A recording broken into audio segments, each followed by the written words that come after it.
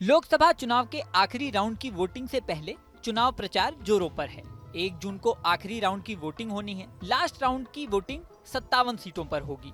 इसमें ओडिशा की 6 और पश्चिम बंगाल की 9 सीटें भी शामिल हैं। इससे पहले पीएम मोदी ने खास दांव चल दिया है। पीएम मोदी आखिरी राउंड की वोटिंग यानी 1 जून से पहले कन्याकुमारी जाकर 24 घंटे तक ध्यान यानी मेडिटेशन करेंगे।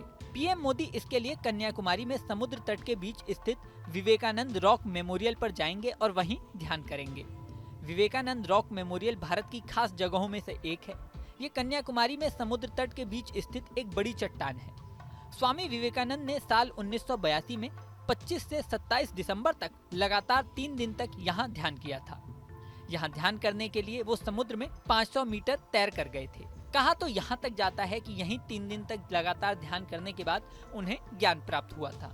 अब ये भारत के संरक्षित स्थलों में से एक है और लोग यहाँ दर्शन करने आते हैं। अब पीएम मोदी भी 30 मई को यहाँ पर ध्यान करने के लिए पहुँचेंगे। 30 मई को चुनाव प्रचार का आखिरी दिन है। प्रधानमंत्री नरेंद्र मोदी 30 मई को पंजाब के होशियारपुर में अपने मौजूदा लोकसभा चुनाव प्रचार के आखिरी दिन चुनावी सभा को संबोधित करेंगे।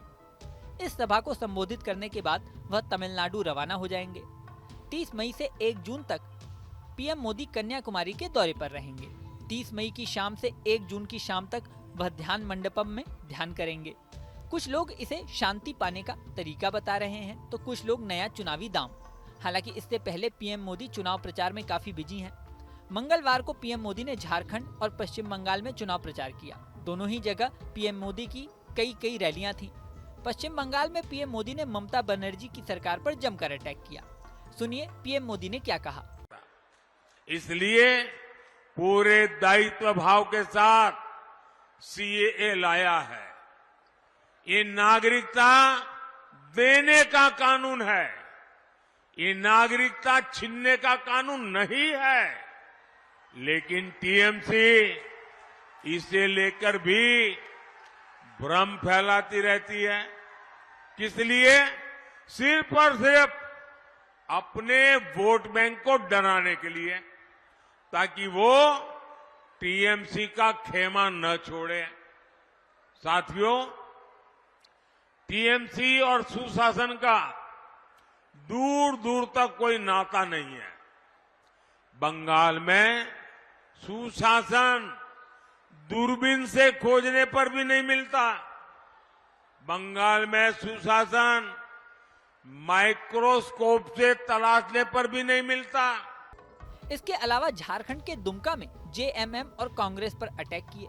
सुनिए पीएम मोदी ने यहाँ क्या बातें कही। जेएमएम और कांग्रेस झारखंड को हर तरह से लूट रहे हैं।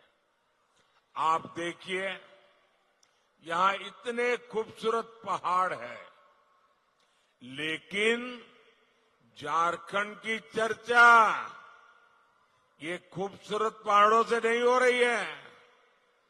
झारखंड की चर्चा नोटों के पहाड़ के लिए हो रही है। अब 1 जून को क्या होता है और उनके मेडिटेशन के फैसले पर किस तरह के रिएक्शन आते हैं, ये तो समय बताएगा। इस वीडियो में फिलहाल इतना ही। बने रहिए न्यूज नेशन के डिजिटल प्लेटफॉर्म पर।